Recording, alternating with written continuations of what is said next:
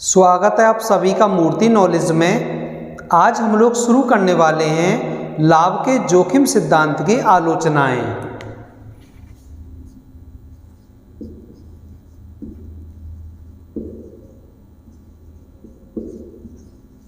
लाभ के जोखिम सिद्धांत की आलोचनाएं।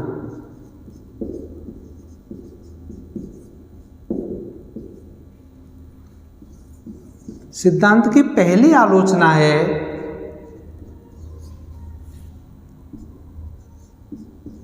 लाभ जोखिम घटाने का पुरस्कार।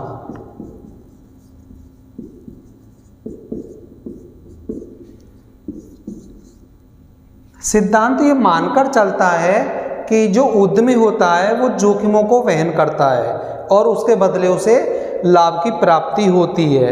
लेकिन आलोचकों का ये मानना है कि जो लाभ है यानी जो लाभ है वो जोखिमों का पुरस्कार नहीं है, बल्कि जोखिम को घटाने की योग्यता का पुरस्कार है लाभ। दूसरी आलोचना है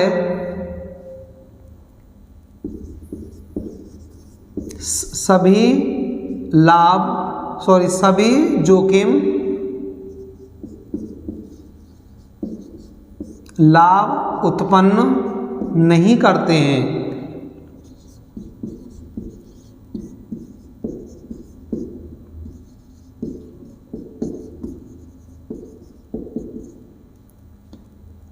सिद्धांत ये मानकर चलता है कि जो उद्यमी होता है वो जोखिम वहन करता है और जिसके बदले उसे लाभ की प्राप्ति होती है। लेकिन आलोचकों का ये मानना है कि सभी प्रकार के जोखिमों से लाभ प्राप्त नहीं होता है, क्योंकि जो केवल अनिश्चित जोखिम होते हैं यानी जिनका पूर्व अनुमान नहीं लगाया जा सकता, केवल उनसे ही लाभ की प्राप्ति होती है। और जो निश्चित जो जोखिम होते हैं जिनके बारे में अनुमान लगाया जा सकता है, उनसे किसी भी प्रकार की लाभ की प्राप्ति नहीं होती है, क्योंकि ऐसे जोखिमों का बीमा कराया जाता है जिससे कि उन जोखिमों को टाला जा सके।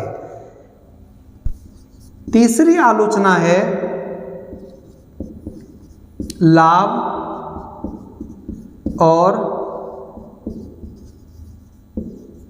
जोखिम में आनुपातिक संबंध नहीं।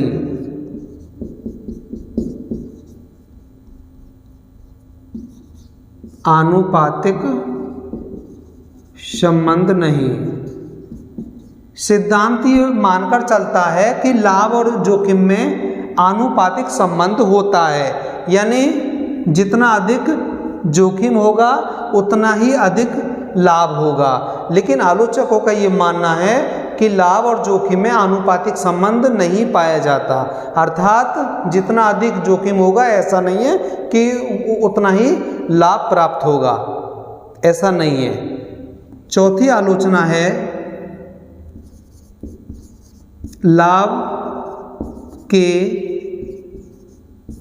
अन्य तत्वों की उपेक्षा।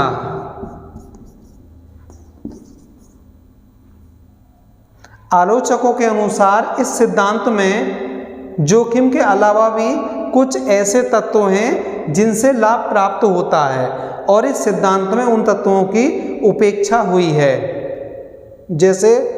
जैसे साहसी के मैनेज करने की योग्यता, दूसरा एकाधिकारी की स्थिति और तीसरे इनोवेशन आदि। ये कुछ ऐसे महत्वपूर्ण तत्व हैं जिनसे लाभ की प्राप्ति होती है, लेकिन इन सभी तत्वों पर इस सिद्धांत में कोई ध्यान नहीं दिया गया है।